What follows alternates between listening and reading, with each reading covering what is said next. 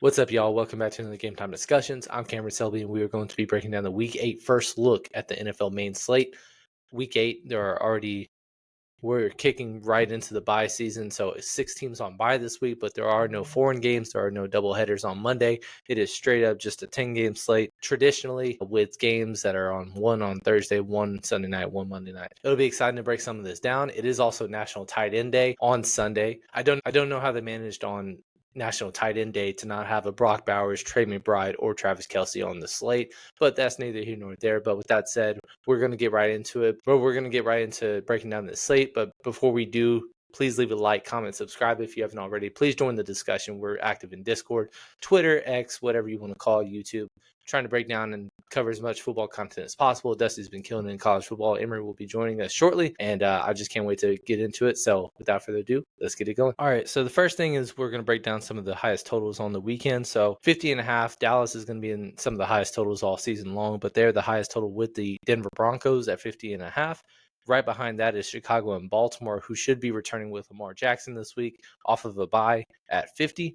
Next up, you have a bunch of kind of drops after that. You've got a couple of 47s with Tennessee and Indy. Obviously, that is a big, massive spread with as much as 14 right now. These teams have already played each other once and resulted in a 41-20 blowout win by the Indianapolis Colts way back in week 3. You also have the Tampa Bay Buccaneers coming off a loss on a short week, losing Mike Evans, which could be for the rest of at least the fantasy season, with a broken collarbone, going against the New Orleans Saints. These two teams placed him for the first time, but it will be a 47-point total. Tampa Bay is about a 4.5-point favorite. And then after that, everybody else is pretty close together, but Buffalo and Carolina rounds out the top 5 with a 45.5-point total. Buffalo on the road, but still a 7.5-point favorite. So a big spread on that one. But yeah, let's jump into some quarterbacks. It feels like most of this season, we've had most of the top high-end quarterbacks on primetime slates, showdown slates, and all that stuff. So we've been living with the Bakers, the Dak, whatever you want to call Jalen Hurts and his inconsistency as like the highest priced quarterbacks at around 65, 6,600. And then this week now we have Lamar back. We have Josh Allen up at top. So with that said, we finally have some of the high-end quarterbacks to play. Josh Allen has not really had a ton of boom. Very limited production. He's only gone over 30 pass attempts one time since week 1, and that was back in week 5 in a loss versus the Patriots. So he's had 4 picks in the last 3 games, and on top of that, he hasn't hit that 300-yard bonus since week 1. Hasn't been running for a ton of touchdowns, only 1 since week 1. So those things are coming. Is it going to go against Carolina, who has been pretty frisky defensively so far this year? So far, Carolina's in the top half they're in the top half of the NFL with 13th in scoring defense. They're top 7 in total defense, both top 10 against the run and the pass. So they've been doing lights out job. JC Horn had a couple of nasty interceptions this past week, and they're going to keep on rocking and rolling. All of a sudden, they're 4-3, quietly winning 4 of the last 5. Going against Buffalo. They're the rightful big favorite, but wouldn't be shocking for them to keep that one close, considering Buffalo, for the most part, they've been kind of keeping it close with other teams, losing back-to-back games against the Patriots and Atlanta before their bye, but also New Orleans, they were a 17-point favorite, only won by 12. New Orleans hung around the entire game. Miami, they were a 10-plus point favorite, let them hang around the entire game. The Jets are really the only game that they've kind of handled from start to finish, and even in that game, Josh Allen did not have the best statistical performance. So really high up top, and it's always frustrating to be pairing him with other guys. Lamar Jackson, there is thought after the bye he would be back this week, but at the same time, he's not returned to practice on Monday. It could be maintenance. Going against what would be considered a must-win at this point, being 1-5 at home against the Bears. It is worth noting they're a 6.5-point favorite, so I don't think Vegas would be setting that number all the way at 6.5 if they didn't expect Lamar Jackson to play, especially after back-to-back games where they lost. It doesn't show it on this game log, but losing by 34 at home to Houston and then getting handled, I think it was 17-3 against the Los Angeles Rams. Next up, we have a quick rematch. This was a quick turnaround because just 2 weeks ago, we broke down the Week 6 showdown slate between the Giants and the Eagles, and the Giants really taking it to them. shutting them out in the second half and really dominating that game. And then lo and behold, 2 weeks later, they play once again. Really quick turnaround. You don't typically see that early in the season. A lot of times you'll see good divisional competition, but both of them late in the season. This having back-to-back games basically in 3 weeks. So it'll be interesting to see. Giants coming off a heartbreaking loss, up 18 with 6 minutes left, and then losing the game to Denver, allowing 33 points in the fourth quarter. So you have Jalen Hurts, who had a pretty solid day, I would say, for the most part, except for Jalen Hurts, who had a pretty solid day against the Giants until the second half came and they really couldn't move the ball at all. But other than that, he's been pretty solid. Especially last week was his best by far passing game of the season. He had negative 10 rush yards. I don't remember the last time he had negative rush yards at all. But that ended up being the case, and he still got there with 27 points. Very low owned. Devontae Smith was in the Million Maker contest. Devontae Smith helped win somebody $1 million. A.J. Brown had a breakout game where he had scored 2 touchdowns. So the problem is that it's only happening on 23 attempts, so it's hard to bank on the volume. But now at home against the Giants, this time the Philly, once again, favored by 7, just like they were last time. But the Giants, bottom 5 against quarterbacks, and the same reason we liked him 2 weeks ago is the same reason we like him now. It'll just depend on how you want to approach your builds and how do you want to perform against this very team. Next up, Dak Prescott. 4 straight games with at least 3 passing touchdowns. Total 13 touchdowns, and in total 14 touchdowns to 0 picks, 0 turnovers. In the last 4 weeks, he's been incredible. It was a complete performance last week, which was a game that everybody thought would be a shootout. Dak basically took care of business in the first half and didn't do anything in the second half. It was kind of frustrating because 2 of my favorite quarterbacks on the day were Dak and Patrick Mahomes. Both of them had 3 passing touchdowns in the first half, and both of them were blowing them out so much that neither really did anything in the second half, and then also didn't hit those 300-yard bonuses. So pretty tough when the great game ends up just kind of being modest, where you have a Bo Nix or a Justin Herbert that are playing from behind, getting rushing touchdowns and all this passing volume to really kind of kill your momentum on your payday after you felt like you were right the whole time. That said, this time Denver is a tough matchup. They are one of the best defenses. They are on pace to break the sack record, total team sack record this year. They're number 6 against the pass. They're number 9 against the run. Number 3 in total defense and number 4 in scoring defense. The Giants game, it's hard to really justify how to really view this defense right now, because there's a lot of bad on their schedule. They play Tennessee in Cam Ward's debut. A couple weeks later, they played Jake Browning before they moved on to Joe Flacco. They've played Justin Fields in a 13-11 game where they allowed negative passing yards, which you don't see that ever unless it's a bad weather game, and it really wasn't much of a factor in that regard. But they have allowed some susceptible games. Danny Dimes going for 300 yards against them way back in week 2. You also had Justin Herbert having a pretty solid day with 300 yards. And you also had this past week where Jackson Dart playing from ahead the whole game, but still getting to 283 on just 15 pass completions, 3 passing touchdowns, a 4th rushing touchdown towards the end of the game that they thought locked it up. And so it's not like they haven't been able to get got. And Dallas has just been one of the best in terms of total offense this entire season. They're number 2 in points scored, total yardage number 1, and just have been lights out. And a lot of it has been because of Dak Prescott.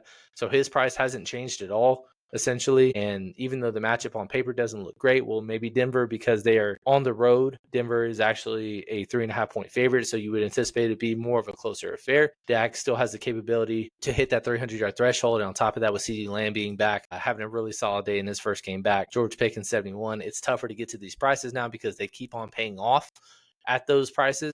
Jake Ferguson's now the number 1 price tight end, number 2 and number 4 receivers, and then Javonte Williams, I'm assuming after a 100-yard game, he has 6,800, who Denver's also giving up stuff to running backs this year. So it's a game that I'll have to monitor the ownership. I don't know how high it'll be, but I don't think the matchup being 4th overall doesn't really reflect how well his upside could possibly be achieved this week because of the way he's been playing. Baker Mayfield, first true dud game of the season, and it came in the game that Mike Evans returned until he didn't, missed all 4 of his targets, and then broke his collarbone / got concussed, and now out for the majority or indefinitely. Chris Godwin, it remains to be seen, but he's been ruled out pretty soon in recent weeks leading up to the game. You never know if he will return. And then Emeka Egbuka, he was limited, but started to play a lot more when Mike Evans did indeed go down. The problem is he also had somewhat of a dud. That said, he had 12 targets, though. So the workload was there, just not a boom game like we've been seeing, but $6,400, pretty modest price against New Orleans. Good game environment. They should be able to get back on track in terms of having some kind of success offensively this week. And then a couple of guys that have been lights out this year, but tough matchups. Tennessee surprisingly is 7th against quarterbacks, but I think a lot of that has to do with they've been trailing every game. But Danny Dimes, man, 4 games above 22 fantasy points. He's also had multi-touchdowns in 5 of the 7 games this year. He's been one of the safest quarterbacks, a renaissance. And we did say way back when, whoever was the Indies quarterback had a big chance of being a low-end QB1, and he has proven that case to be a thing. Drake May, 5 of the last 6 games, at least 20 fantasy points. This is a guy that just set the completion percentage record for the Patriots with over 90% completion percentage last week. Problem is he hasn't had a ton of high volume situations. They are at home against Cleveland. Cleveland has been pretty good overall this season, at least defensively. So, and on top of that, it's always tough to see who are we stacking with him. So it just remains to be seen. Bo Nix on the other side of Dak. 40-point outing in this comeback win. They had 0 points through 3 quarters. Bo Nix was involved in 4 total touchdowns in the 4th quarter, including 2 rushing. I mean, yeah, that's 40 points is 40 points, man. 6,000, probably not enough for the matchup, but at the same time, Dallas has been playing better. We saw Jaden Daniels be the chalk last week and him not panning out. A lot of that due to the injury, and it probably would have been a different thing had it not been, but it's just worth noting. Caleb Williams had a dud. It was somewhat bad weather. They were also playing from ahead. Didn't really need to do a ton. The run game was working. But $5,600, he still stays as a mid-price fake quarterback. I think he's just going to project really, really well. And it just remains to be seen how his ownership will reflect from that. I like him this week against Baltimore. One of the worst defenses overall this year, but a lot of that has to do with the injuries that they've suffered.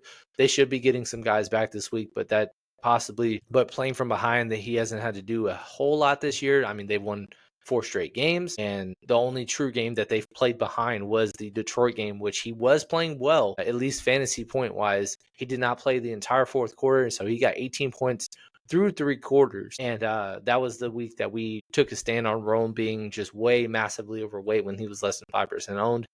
And that worked out in a big, big way when he had 2 touchdowns over 30 fantasy points. In terms of value, there's going to be some situations to monitor. So Bryce Young, it sounds like he's going to miss at least a game. So he is going against Buffalo. They are a 7-point dog. Entered Andy Dalton. It sounds gross. It sounds pukey, but he's $4,500. And maybe Andy Dalton, because he doesn't have the scrambling, can provide more upside as a thrower of the football to the Tedderos of the world. I mean, Xavier Legette finally having a breakout game last week with 9 for 92 on 11 targets. It seemed like he just had one of the worst starts you can imagine statistically, and he's really kind of coming to his own.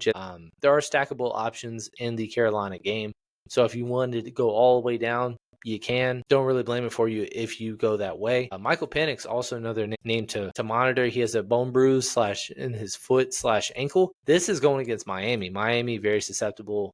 They are dead last against running backs by a wide margin, but also not very good against quarterbacks either. This could be the last game. I'm surprised Mike McDaniel wasn't fired this week. But if they don't win this next week on the road, it's hard to believe that he's going to be on the team playing going back as a 1-7 head coach. And if that's the case, Kirk Cousins, $4,400, provides no rushing upside whatsoever, but at the same time, he could just feed Drake London, Al Pitts, Bijan, who has been a PPR threat also every game, basically has been a 6+ target guy. And there could be a lot of fantasy goodness coming from that game. So Kirk's probably the one to keep an eye on, way down low. And then in terms of these other guys, like Justin Fields, he got benched. So if he is truly gone for the day, if he's truly benched, you got Tyrod Taylor also in a solid matchup against Cincinnati. We saw Aaron Rodgers throw 4 passing touchdowns, all to tight ends. And so Tyrod Taylor probably going to be without Garrett Wilson, but maybe he provides a little more to the Mason Taylors of the world. Maybe Breece Hall can get going, and the chalkiness of Breece not panning out against Carolina maybe it bodes a little better going against Cincinnati, who Jalen Warren just absolutely went bananas on this past week.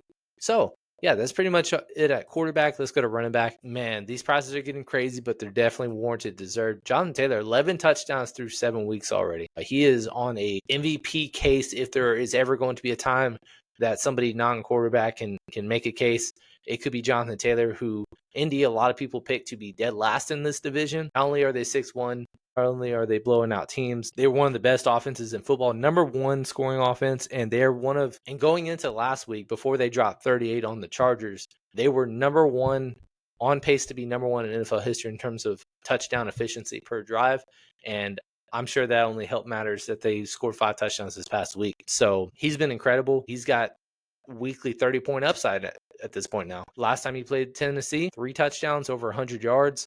That was in a blowout too. So if it can be any kind of more competitive, he could be right back there for his season high or his season best performance so far. His price has risen so much since then, but he could definitely pay off. So can CMC, who just dropped 42 in his true breakout game of the season. I know he's been awesome all season, steady all season long. He has not had a game below 22.5 fantasy points this year. This is exactly why we were investing so much in him in best ball, because if he's on the field, he's going to be involved. And because he ironically came into the season as the only healthy skill player following George Kittle's injury early in the week 1 game against the Seahawks, he hasn't been that great on the ground. Last week was his first game that he was just truly breaking out. Multi-touchdown game for the first time this season, but he's got 8 target upside every single week. It sounds like there's going to be another week of Mac Jones this week. It's going against Houston. Pretty fun matchup proof guy that's 9,000, and it makes a lot of sense if you want to go that route. Bijan probably has the best matchup of them all. Judkins fresh off a 3 touchdown effort. Bijan finally had a kind of a dud overall game. I think that was the first game this year that he was held below 100 all-purpose yards, but he still got there with 21.2 fantasy points. The problem was when he got doubled up by CMC, he basically was the decision you had on the Monday the previous week of, do you Josh Allen at cap, do you Bijan at cap? And Bijan at captain more than doubled the production of Josh Allen, so it worked out that way. CMC was the exact opposite this past week. But on the main slate, I don't even know how to rank all the 3 of these guys. I mean, we saw him go for 35 the last time he played those guys, and now they're at home. He's the most matchup running back in football.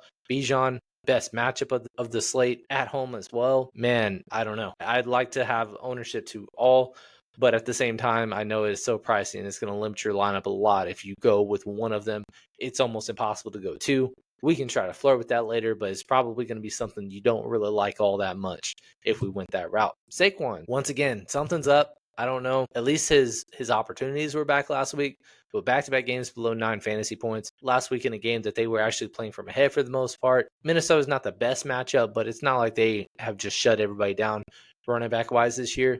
And they truly just made him a non-factor. So his price tag at this point is just way too high, and I'd rather just go all the way up or way down in the 6K range if I'm going to invest in a running back.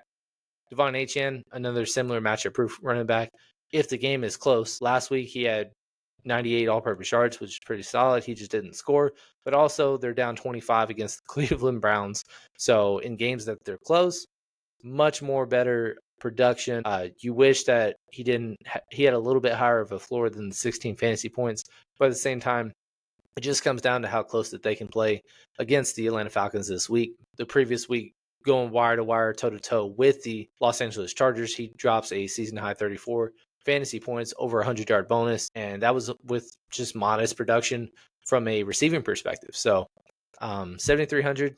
His price just still hasn't climbed at all, and I honestly don't know what Saquon's done to be graded higher.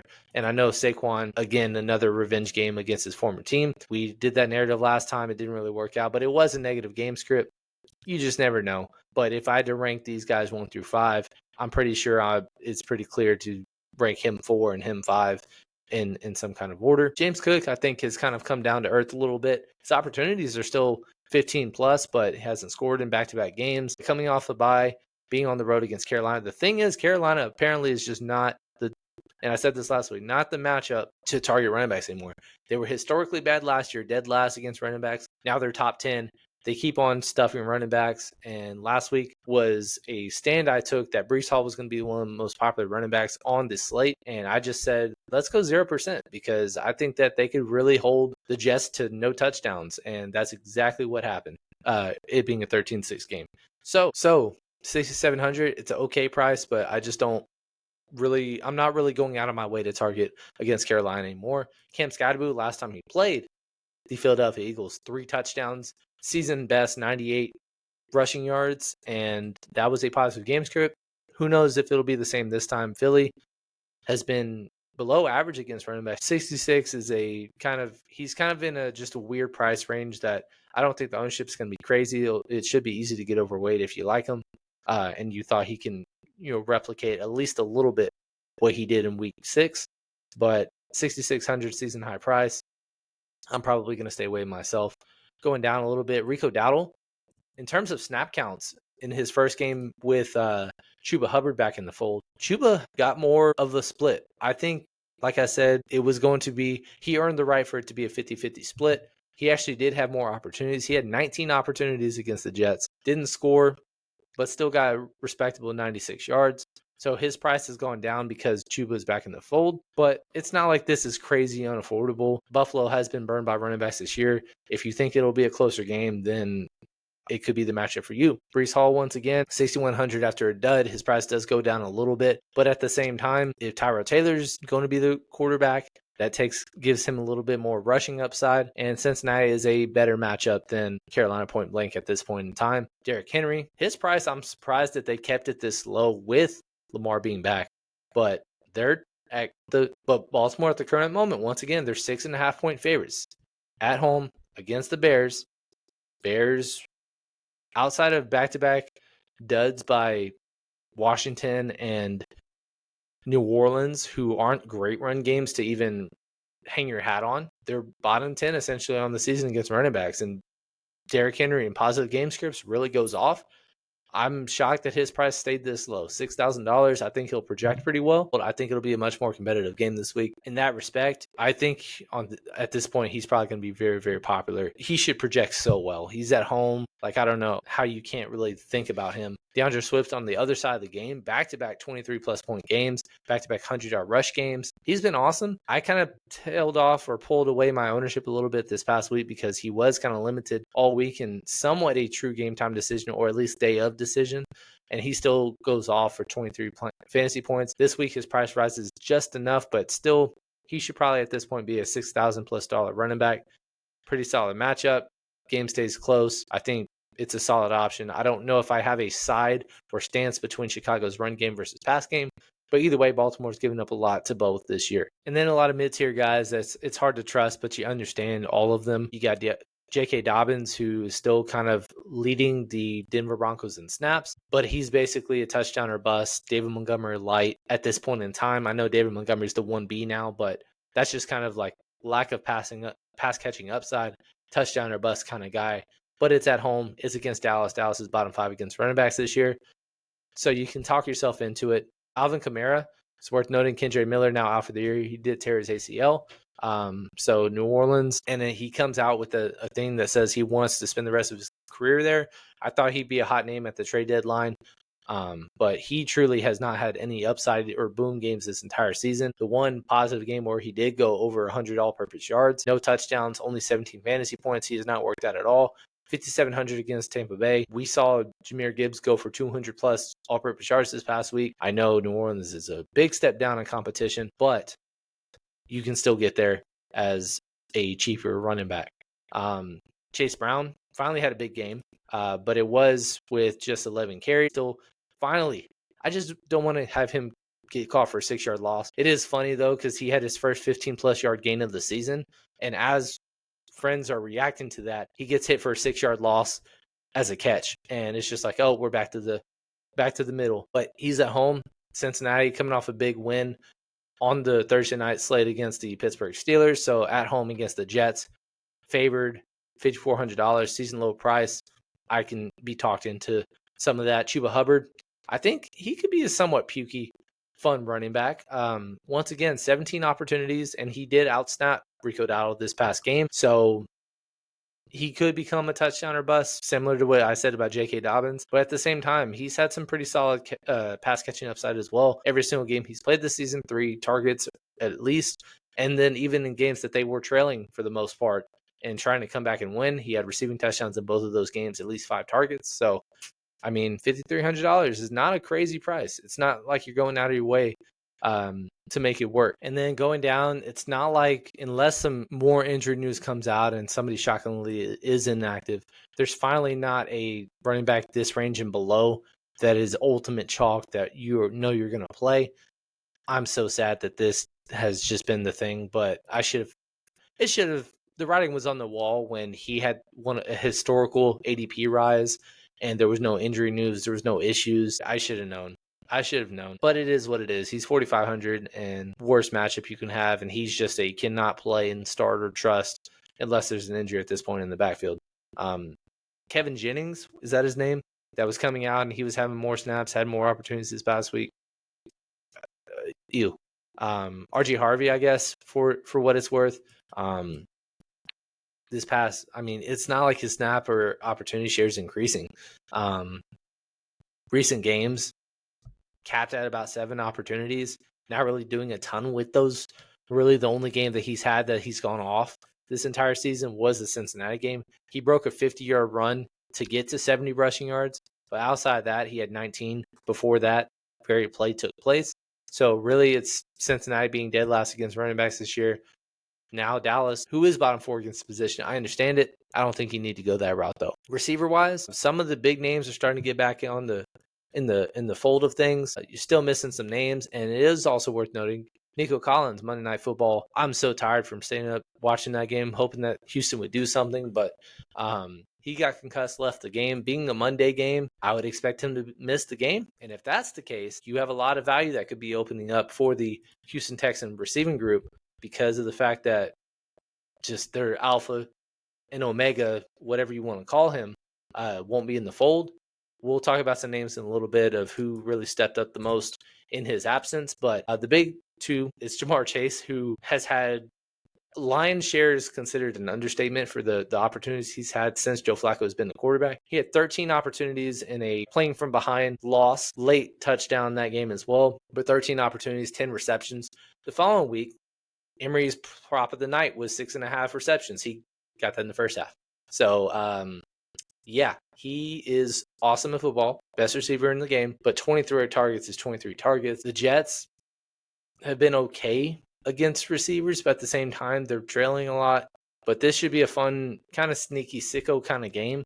And $8,100, I get it if you want to still invest in him.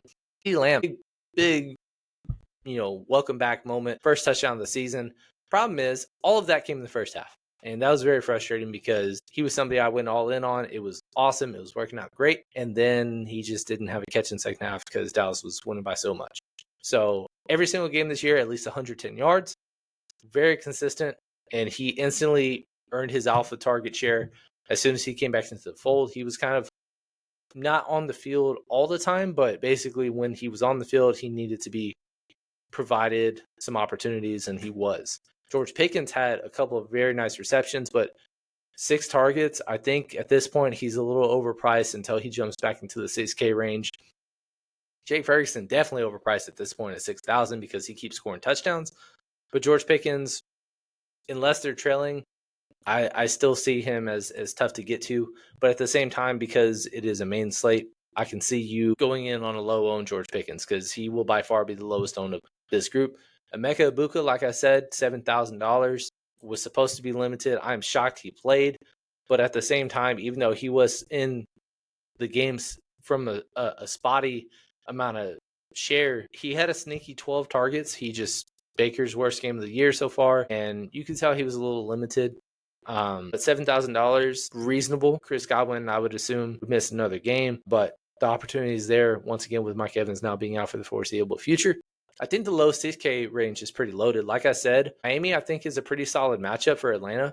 And if it's Kirk Cousins or Michael Penix, it doesn't really matter. Drake London, 6,400. We saw a 28-point outing and then a 35-point outing. Last week was a little bit more of a dud because Michael Penix just could not sync up, but he had 10 targets. 3 straight games, though, with at least 10 targets, and he's back to his alpha role. 64, I think, is a reasonable price, and I think he'll be the lower owned of the 3, 4, 5 guys behind him. But Rome Odunze, good matchup, but once again, dud last week. That was his first truly bad game. At least with Washington, there was a catch that was called back for a touchdown. With New Orleans, I didn't watch a ton of that game because I didn't have a lot of exposure to it. It was also somewhat a bad weather game, but $6,300, his price dipped down a little bit. But now on the road against the Ravens, who, if you're playing from behind once again, last time and the only time this year that they've truly played behind, 35 fantasy points, 11 targets, 128 yards. By far, in a way, his best performance of the season was in a game that they had no chance in it.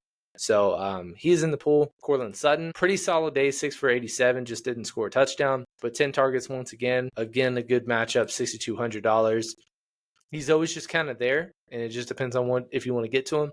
He's probably the most comfortable bring back in that game if you're going to get some Dallas exposure.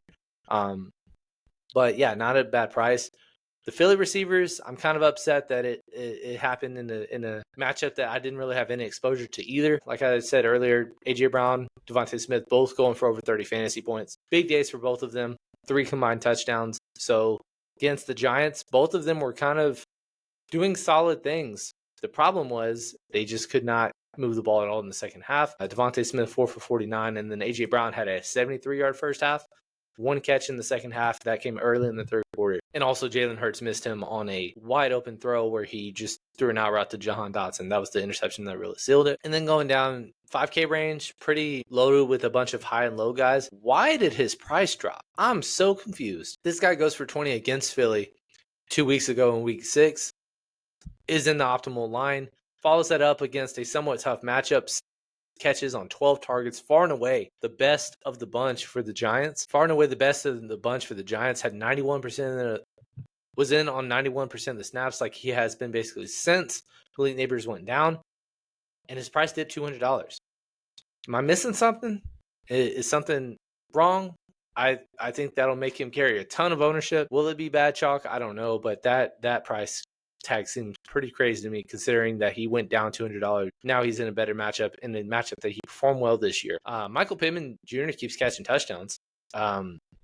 Large part and most consistent wide receiver, at least for the team. 5 touchdowns in 7 games. Not going crazy in terms of yardage, but just catching his passes and catching touchdowns. So he's in the pools, 5,600. T. Higgins, a breakout game. Almost got to that 100-yard threshold. Almost scored a second touchdown, but he slid to seal it towards the end of the game for the Steelers. But $5,600 is probably really reasonable price.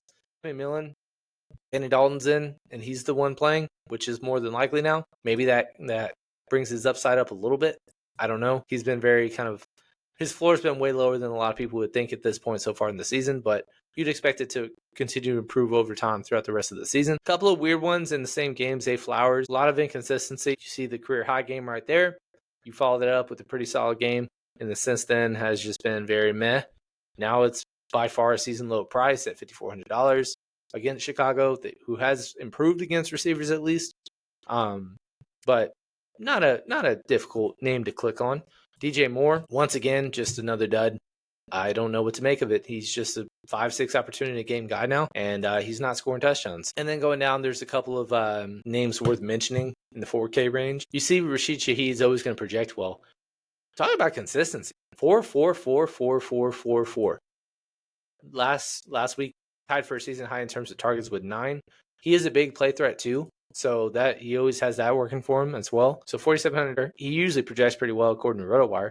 And then kind of continuing to go down. It's crazy that Judy's fallen this far. $4,100. He was a 6th-round pick, guys, or 7th-round pick, whatever he was. We didn't have a ton of him, and he has done absolutely nothing as a Cleveland Brown with 2 different types of quarterbacks. So he just does not have my interest at this point as a fantasy asset. Darnell Mooney has had a couple of fine games. Hasn't broken out yet, but I'm encouraged by the first game or second game back target share. Then he gets hurt against Washington, I believe, when he only had 1 target. Last week came back after missing week 6 and had a really solid outing, 3 for 68. $4,400 is fine. Per Franklin, a lot of opportunities. You rarely like talking about people that have 19 yards on 10 targets, but he did. Caught a touchdown too.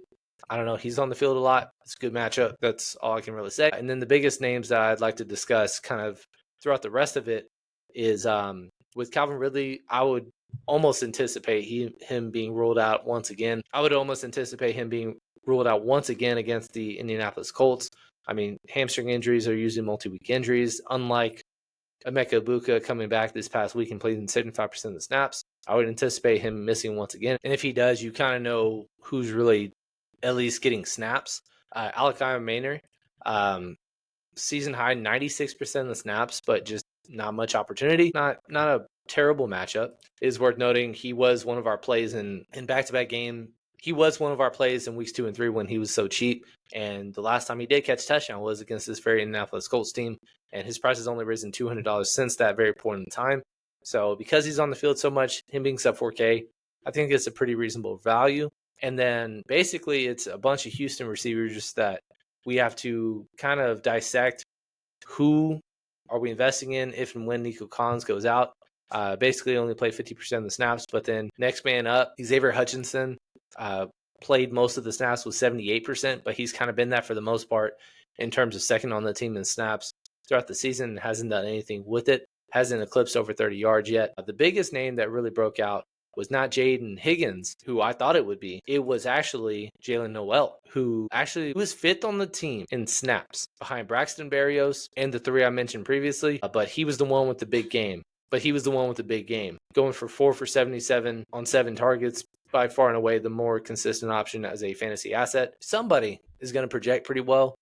If indeed you wanted to go that route, I think K is pretty reasonable. But yeah, I'd say let's start kind of building some lines, playing around with it, see what you want to do. I always like starting off with the defense and kind of dissecting. Last week, cheap defenses was the call. And the two defenses I had the most exposure to were 2 of the high scoring defenses on the week, which is pretty cool to think about. One of them was actually over 3K, but the one that I was really high on was the Panthers, and that worked out as well. Looking at these, I can't play Tennessee. But at the same time, 5 of the 7 games, at least 4 fantasy points. But the one game that they had negative was against these very Colts. So, and they're the number 1 scoring defense or scoring offense right now. So tough to get to. Giants last time they played Philly had 8 fantasy points, had a 3-sack, 2 turnover game, only allowed 17 points. I'd expect it to be a little bit more higher scoring in this one. Carolina's defense, once again, they've been playing pretty well. I know their production has not been standoutish before this past week, but $2,200 at home, not too terrible. I don't know. It looks pretty gross this week. Cleveland, 25 fantasy points this past week. I should have known if there was going to be rain and wind to just go all out on Cleveland's defense at $3,000. Should have known. 25 fantasy points, led, I believe, all defense/special teams on the week. Only allowed 6 points, had all the stats in the world, plus a turnover touchdown. So $2,500 against New England. It's not terrible. This is gross. Bengals, I hate it, but they're going against the Jets, but they'll probably get scored on. Houston, what is worth 3 straight games, at least 10 fantasy points. Had a fumble return. That was their only touchdown of the game, was a defensive touchdown. And going against the 49ers, who have been pretty modest. They did lose Fred Warner, though, but that will be one of the lower scoring totals on the slate. Oh, man. Defense looks gross this week. It's not just the easy plug-and-play decision. If you had to pick one, maybe Cincinnati doesn't score 30 again, and you can get away with some New York Jets who are trying to avoid going 0-8. Doesn't make you feel good, though, does it? Let's start with Cleveland. Going over to tight end, I mentioned earlier, Jake Ferguson going off. 6 touchdowns through 4 weeks. Last week, basically just all checkdowns, but 2 of them were touchdowns. But he's been continuing to break out this season. But 6,000 is pretty crazy, even if it is National Tight End Day. I'm more than willing to do some double tight end lines this week once again. We did that last year. It was very fun. It was very low owned, and it very much worked out. We'll see what we can do and the guys we are willing to invest in. I will say that Mason Taylor, I know it was somewhat of a dud, 3 for 31. All of that came, I think, in the 4th quarter with Tyrod Taylor at the helm. But they are going against Cincinnati, who allowed 4 passing touchdowns to tight ends this past week. And Garrett Wilson should probably be out once again. $3,500 is too cheap, and I'll probably go back to the well, even though it wasn't a sexy return in terms of output. Dalton Schultz, another guy for Houston, that he was the one that truly made the most of it, catching 9 of 10 targets, 98 yards, by far season best on the year. He has 0 touchdowns so far through 6 games, but at the same time, $3,300 is probably too cheap, and I'd rather kind of double up on a couple of these tight ends instead of going all the way down. Another thing worth mentioning, Colson Loveland finally out-snapping Cole Kmet. First game this year that took place, he played 67% of the snaps, had 4 targets, 3 catches, 24 yards. Obviously has not had a breakout game, and it is obvious that they made a laughably awful decision not drafting Tyler Warren and convincing themselves that Colston was the better opportunity and player. He was not. But $3,000 is pretty good, I would say, as a price. And if the snap share and opportunities continue to increase, I would expect it to work out more of the same for Mr. Colson Loveland, a former top 10 pick. They're trying to get going. And he and Luther Burden, they're trying to get more involved. I think Luther, he also kind of tied similar in terms of season best in terms of snaps. But at the same time, he's still clearly the wide receiver 4 in terms of pecking order as a snap count share. So Colson Loveland has more opportunity if he just has to beat out Cole Kmet, which he finally did for the first time this past week in a somewhat negative game script for the passing game. But third on the team in targets, like I said, 4 of them, $3,000 is pretty low risk investment for National Tight End Day. And then a lot of guys, Cade Otton, once again, he also had a big opportunity with Mike Evans getting hurt in the middle of the game. 7 catches, 65 yards on 9 targets, 3 straight games, double-digit points. His price has not moved at all. $3,400. That's going to project pretty well as well, especially if we continue to see Mekabuku get limited. But I like all these guys. I really do. Yeah, I don't mind these guys at all. All the way down, either way. I'm going to start off with Mason Taylor, though, and then we'll see what quarterback we want to start with. Let's go off and start off with Dak Prescott once again. I know it's going to be tough to get to, but we'll see what we can make happen with this stack right here. So we're going to do a double because George Pickens is going to be so low owned, and we'll see what we can do. That means we're going to have to play 2 cheaper running backs, and if that's the case, it's really easy to click on some names down here. I think a solid bring back is Chase Brown. I think he won't be the highest owned. Right now, at least RotoWire is not projecting him to be. RotoWire is projecting him roughly 10% owned right now. So that's a fine kind of skinny puke style game. And then trying to afford a little more, let's put in one more tight end, and we'll do that a lot. George Kittle, once again, he made his return. He just had no targets. George Kittle made his return. He had 0 catches on 2 targets. In terms of snaps in his first game back, he was kind of pretty much in the entire game of the plays that mattered. It was just a CMC show, and he wasn't needing to be much involved. But 81% of the snaps is what ended up being the case for him. So it is pretty encouraging, and I think because of his 0 for 0 for 0 to start the season once again for him, I don't think that his ownership is going to be too crazy, but he will project well. At $4,500, we don't usually see him this cheap. So I'm going to start off clicking his name and see what happens. In terms of receivers, it'll depend on what. Actually, let's do running back next, because I want to see if I can fit one of these guys all the way up here. It's probably going to make you feel very uncomfortable if I did that. But let's put in Bijan as a really good matchup, and then the last guy in is probably going to be organically like an Alec Maynor. And if you didn't like that, you could probably go down all the way to like a Cade Otton, Dalton Schultz, to each of their own. They're both really cheap, and I probably prefer them over most of the receivers in the 3K range. And that opens you up to about 5,100 as a receiver, and that's any Buffalo receiver you want. It doesn't make you feel good, but it's there. Yeah, it's really tough to build. And then we also haven't played a Denver player yet, too. Let's try to fit in a Courtland Sutton if we can. I know it's going to be uncomfortable, and you have to go down to some of these running backs instead. Maybe it is a we finally get the Saquon revenge game against his former team, the New York Giants. And if you do, then you could do that. That doesn't make you feel great, but value is getting less and less. So you're going to have to do some of these things when they keep on pushing up the prices of the guys that are going off. Just wait until Puka Nacua gets back on the slate, and he's going to be a 9K receiver. There's going to be 2 or 3 8,500 plus running backs, and you're going to have to decide just one of the 4 to play and who's going for 35, whereas the other is probably just going to go for 20. Don't have to do that this week, but it'll be one of those decisions you'll have to make. Or you can go all the way to Jamar Chase instead of Chase Brown as the bring back to Mason Taylor, and then you can go with a J.K. Dobbins as your Denver bring back with a $5,400 last guy in Chuba Hubbard. Not terrible. Yeah. let's get George Pickens out of there. He's really difficult to build with. Let's do our next build with another really strong quarterback. Let's say Lamar comes back in a big way against the Chicago Bears. Once again, 6.5-point favorite at home. So you would expect that he would be playing a lot and being a big factor in them possibly winning the game. Really hard to not just stack him with Zay Flowers. I don't think Lamar has ever been a guy that you need to double stack. But at the same time, if there's a bunch of cheap options, like Mark Andrews is 36, Isaiah Likely is actually $2,600. Wow. I know he did return just before the bye, and I know he wasn't ton involved because he was also playing with Cooper Rush.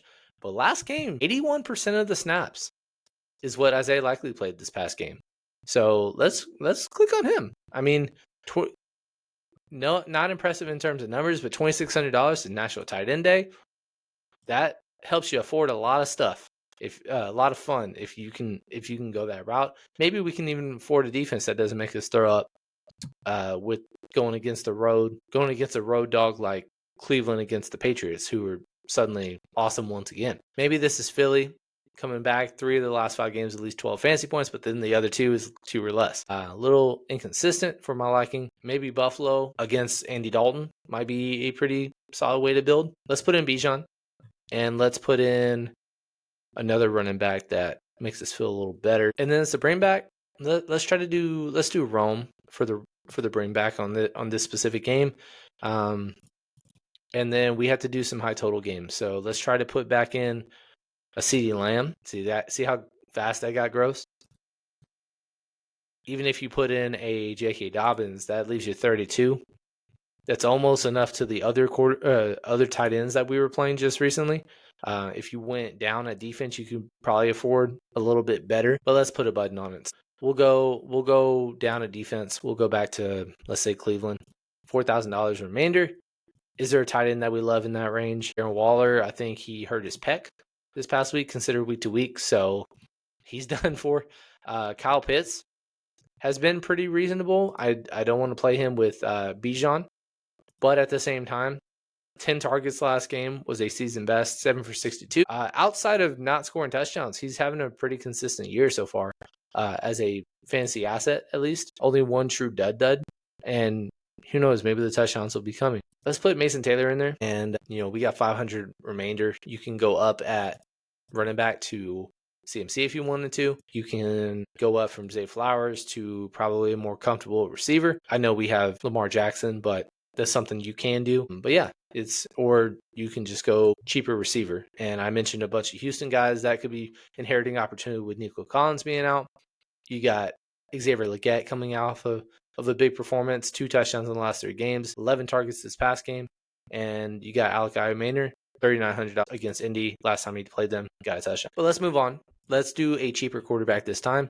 Make us feel a little bit better about our lines. I just want to see, for shits and giggles, I just want to go to the other side of this game and see what we can do. Rome is going to be the guy that bring back. I was very encouraged by the snap share, so let's go with Colson Loveland on National Tight End Day. Let's try to see if we can afford Buffalo this time. Running back wise, let's go all the way up to GT. Let's see what happens. And then also, let's put in Alec as a bring back. I also, like I mentioned, wanted to play a cheap Derrick Henry. $6,000 is too cheap. And then $6,200 the last 2 in. That you can afford a lot with that. You can click all the way up top, and that's $4,300 remaining for a lot of available tight ends. You can go down to CeeDee Lamb. That's enough for a George Kittle or a Harold Fannin or a Dalton Kincaid. Or if you wanted to go down to one of these receivers, Juwan Jennings, still not doing much. Alec Pierce is the big play guy. He had 10 targets this past game, so he's been kind of steadily consistent throughout the year. Maybe a Sterling Shepard or Tez Johnson. Tez Johnson, 3 straight games, at least 10 fantasy points, back-to-back games with touchdowns. So he's in play as well. You can bring it back and correlate CD with a Troy Franklin, or we can try to go back to Bijan instead of a JT. And instead of Alec, we can go down to a cheaper tight end once again. I really like the price tag of Isaiah Likely. I don't want to completely jam him in a bunch, but I'm going to keep my eye on that and probably be over the field to him. Jalen Waddle had a really rough game. A lot of that having to do with Tua, but really strong sample size, averaged over 100 yards the previous 2 in the samples without Tyreek Hill. So him as a bring back to Bijan is completely fine and reasonable. If you want to go down a defense, you can afford some of the loaded 6K receivers. So let's go down once again, put in Browns, but you can do whoever down low, but that's enough for a Drake London. You got Cortland Sutton there. You got AJ Brown there. I would expect Garrett Wilson once again to miss. That's why I do like Mason Taylor once again this week. So yeah, you can click on those names. That's completely fine.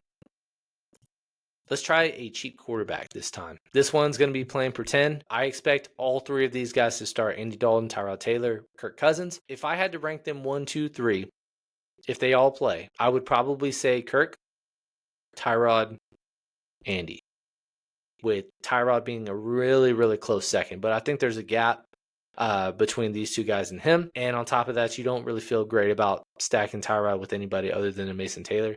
Kirk Cousins, you feel a little better about. And plus, you're getting away from what should have some ownership in Bijan. And you get to play some Drake London, who has been pretty strong and consistent the last couple of weeks. If I do go with Kirk Cousins, I'm going to bring him back, or I'm going to stack him with both of those two guys. Make it pretty simple. I don't expect a ton of ownership on either of them. Let's try to fit a more affordable defense since we do have a cheap quarterback. And because we're not going Bijan this line, let's go up to either or. Let's go down back to JT since we couldn't have fit him earlier. Put it in Alec as a bring back, and then last three in. You can really do a lot once again. You could do that, and then you can go Taylor once again, and then that's enough 7,000 at running back. Not bad. I think Javonte revenge game possibly against Denver is in play if you want to go that route.